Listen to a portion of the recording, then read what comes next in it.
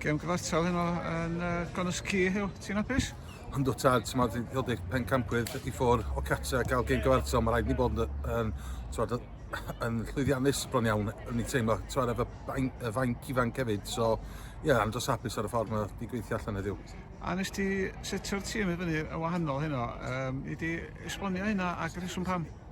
Ie, ni'n gwybod sydd y ceic yna'n mynd i mynd. Dwi'n meddwl gan y wyn y rai chwaraewyr allan, ond fel ti dweud, dim ond 11 gyda ni.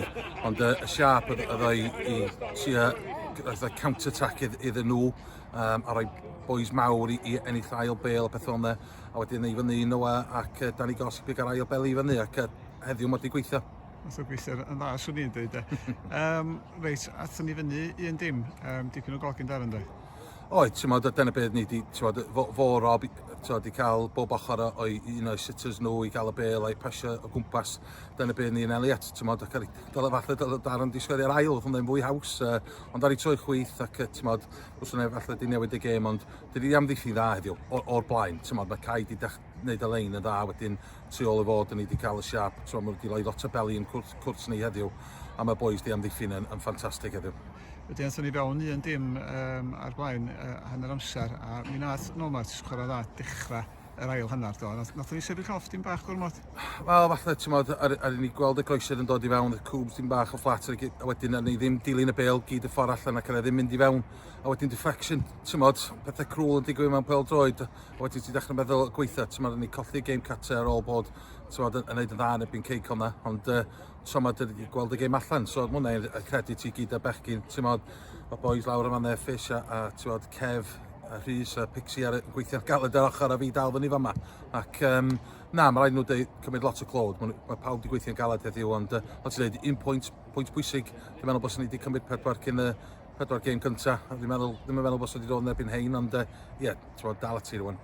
A un pwynt oedd hi, ond just i Danny sgorio i gael y 3 pwynt yn ei do. Do, rhaid ni gweld yn ôl ar y teledu yma. A rhywbryd maen nhw'n dweud things even itself out. Wel, dyn ni'n mynd i gael lot o pethau yn y next few games os mae pethau yna'n mynd i digwydd iddyn ni. Ond rhaid ni gweld, ddim yn siŵr os oedd dros y llinell, ond bydd yn interesting gweld yn bydd.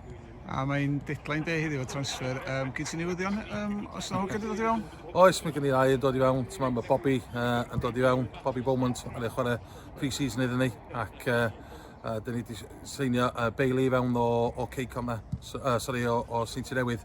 So, ddau amddiffyn, boes sy'n wedi mynd ymlaen, mwy o cyflymdar i'r tîm, falle dim bach. Mae dyn nhw'n chwarae uwch i fyny hefyd, so reit interesting ac dwi'n gwybod mae transfer deadline di mynd, ond dwi'n trafod efo un o ddau eraill hefyd, so mae yna siawns i dod yn nhw i fewn, un y free agent ac un yn chwarae clwb, so os ti'n cael un neu ddau ein ei fewn, bydd ni ddim yn rhy rhwg wedyn. Ac yn ola, ddim yn gofyn chdi'n aml, mae'r call yn y ddeg am perfformiad yna? Mae'n rhaid bod yn 10. 10 os ni'n ennill falle 9 hanner. I dyn, maen nhw wedi gweithio mor galed, gwion bach yn dod ar hefyd eto, a jyst yn dysgu trade a gweithio galed. Ac i gyd nhw, no one gweithio galed, Dion yn ffantastig yn y cefn eto, ond Rai Williams yn gweithio galed, Iwan yn gweithio galed, Simpson, Griff, yn gweithio y penio bel, Kyle i di'r lain, mae'n gyd i wneud y wych heddiw. Rhaid i camlo nhw gyd. Ti'n mynd dod i ceic honna ennill fel individuals, dych chi'n gorau wneud fel team performance, a heddiw mae'n wedi sefyll i fyny i tîm ac di wneud yn dda iawn. Gret, da iawn Hugh, diolch yn fawr chdi. Diolch yn fawr.